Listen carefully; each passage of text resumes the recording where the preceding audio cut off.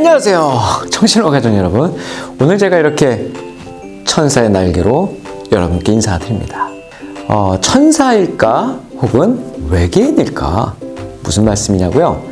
1609년 9월 25일에 저 지구 밖 저편에서 조선 땅에 떨어져서 무려 404년 동안 이 지구에 살면서 처음 왔을 때와 똑같이 젊은 모습 그대로 살고 있는 한 대학 강사가 있다고 합니다. 그는 매의 시력, 또 늑대의 청력, 놀라운 속도로 이동할 뿐 아니라 누군가의 가까운 미래에 일어날 일까지도 본다고 해요.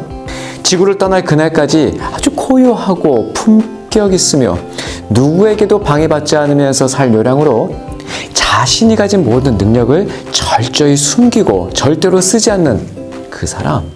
몇 년 전 시청자들에게 큰 호응을 얻었던 드라마 별에서 온 그대의 주인공 도민준에 대한 설명입니다. 다른 별에서 온 이 외계인 김수현은 우리나라 전래 민담의 선녀 이야기나 또는 서양 문학의 단골손님인 천사 이야기의 현대판 스토리텔러였죠. 얼마나 큰 인기를 누렸나요? 그런데 정말 궁금하지 않아요? 정말 이렇게 우리와 비슷한 모습의 외계의 존재가 있을지 말입니다. 성경에는 이렇게 영적인 존재이지만 사람처럼 지정의를 가진 인격적인 존재로 하나님에 의해 만들어진 천사가 등장합니다.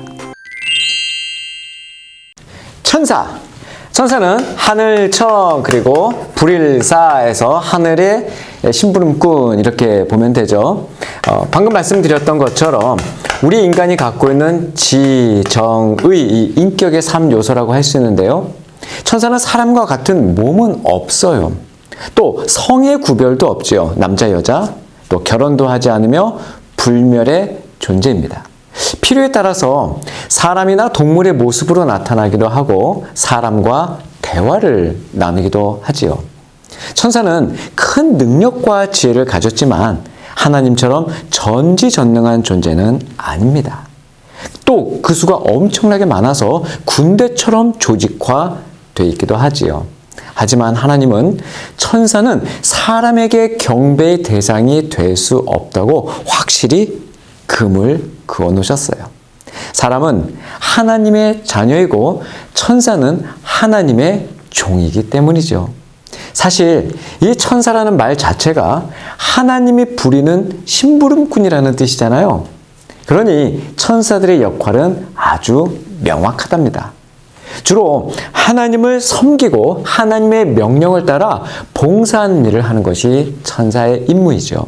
그 중에서 가장 중요한 일은 하나님의 백성들을 섬기고 보호하고 인도하는 일이래요. 그렇기 때문에 성도들이 들어야 할 하나님의 뜻이나 심판을 전달하고 성도들이 하는 그 기도를 하늘로 올리는 일과 교회를 보호하는 일들을 천사들이 합니다. 성경에는 천사를 스랍 그리고 그룹으로 표현하고 있어요. 먼저 스랍은 세라핌이라고 하고 그룹은 케루빔이라고 하는데 스랍은 불타는 자들이라는 뜻이에요. 이사야서에 보면 이들은 6 날개가 있어서 둘로는 얼굴을 가리고 둘로는 발을 가리고 둘로는 하늘을 날면서 거룩하다 만군의 여호와여 그 영광이 온 땅에 충만하도다 라고 하면서 하나님을 찬양하는 것으로 묘사하고 있어요. 그룹도 천상의 존재로 특정한 계급의 천사를 가리킨다고 보면 돼요.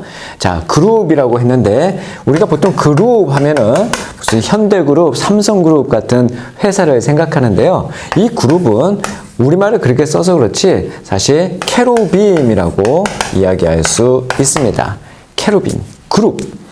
하나님께서 타락한 아담과 하와를 에덴에서 쫓아내신 뒤에 생명나무를 지키도록 에덴 동편에 케루빔, 이 그룹을 세우셨어요. 그리고 이스라엘 백성과 소통하기 위해서 만든 그 성막 안에 법궤의 덮개가 있는데 그 성소와 지성소를 구별하는 휘장에도 그룹을 수놓았지요.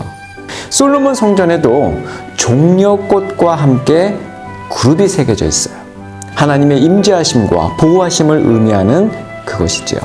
또 에스겔이라는 사람이 본 그 그룹의 모습은 사람, 사자, 소, 독수리의 4얼굴과 4날개를 가지고 있고 때로는 2얼굴이나 6날개를 가지고 있는 것으로 그리고 있어요.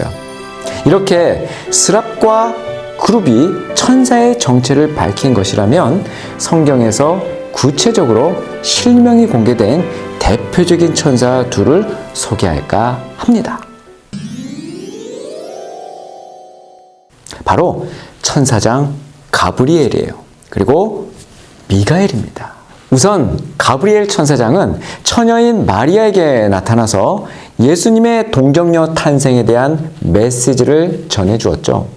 기쁜 소식을 전해준 거예요. 그래서 메신저, 사자 이미지가 강해요.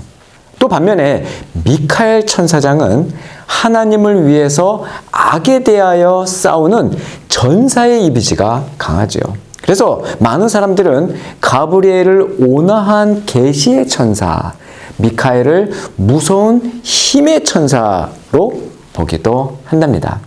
얼굴이 너무 예쁘거나 마음씨가 고운 사람을 가리켜서 우리는 와 천사 같다 라는 표현을 쓰곤 하지요. 천사에 대해 공부해 봤으니 이제 좀 더 구체적인 수식어를 써보면 어떨까요? 세상의 악에 대항하여 의로운 분노를 품고 정의를 위해 애쓰는 사람은 미카엘 같다.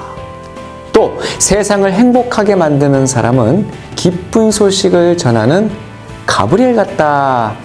이렇게 말이죠. 천사 같은 여러분 축복합니다.